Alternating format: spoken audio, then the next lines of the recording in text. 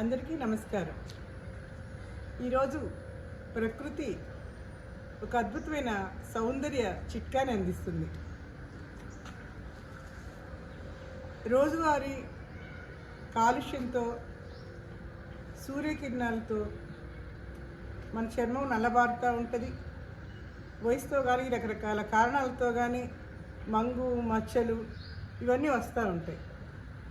మనం చాలా చింతపడుతూ ఉంటాం, చాలా క్రీములు రాస్తాము, ఇదంతా ఎలా తగ్గాలి అని చెప్పేసి ఆలోచిస్తూ ఉంటాం. ఎందుకంటే మొహం అనేది మన కాన్ఫిడెన్స్ని వ్యక్తపరుస్తుంది.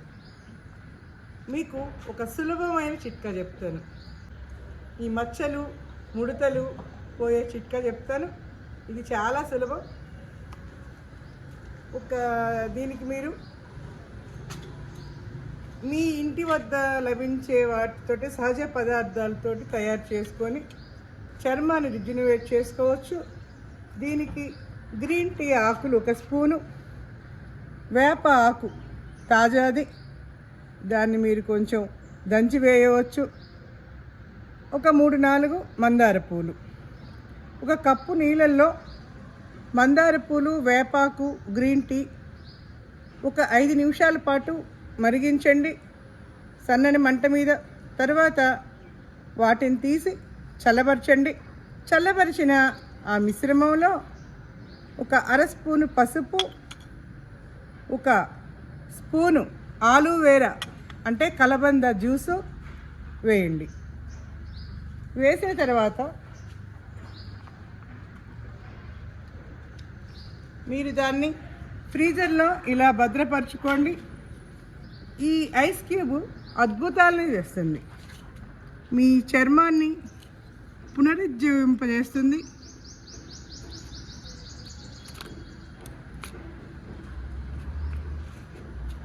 ఈ చల్లని ప్రకృతితో కూడిన స్పర్శ మీ చర్మాన్ని కాంతివంతం చేయటమే గాక మీ ఆత్మవిశ్వాసాన్ని పెంచుతుంది. ఇవి మిశ్రమాన్ని ఈ ట్రేలో పోసి మీరు 4-6 గంటలు ఫ్రీజర్లో పెడితే సరిపోతుంది. రోజు 1 మాత్రమే వాడండి. రోజుకు 1 సరిపోతుంది. ఒక ఐస్ క్యూబ్. ఈ ఐస్ క్యూబ్ని ఉదయం నిద్ర లేచిన వెంటనే కానీ రాత్రి నిద్రపోయే ముందు కానీ వాడవచ్చు. దీని మొహం మీద గుండ్రంగా రుద్దుతో వాడండి. మీకు ఇంకా ఎక్కువ ట్యాన్ను, నల్ల మచ్చలు ఉన్న దగ్గర ఇంకా ఎక్కువసేపు రుద్దండి, మంచి ఫలితం ఉంటుంది. ఈ సౌందర్య రహస్య చిట్కాతోటి ప్రయోజనం పొందండి.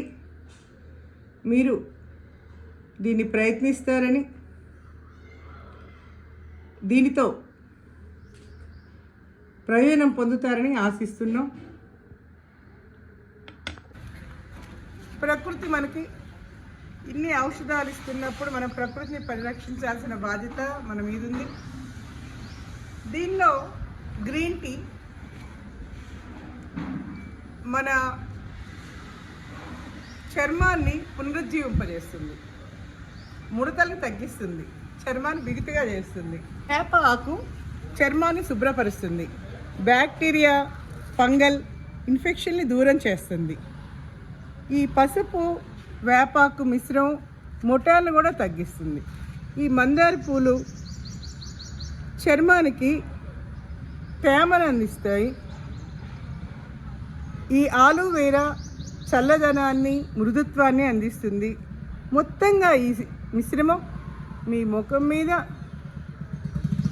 మచ్చలు, ట్యాన్ని నివారించడమే కాకుండా మొహానికి నిగారింపుని, కాంతిని, ప్రకాశవంతాన్ని ఇస్తుంది.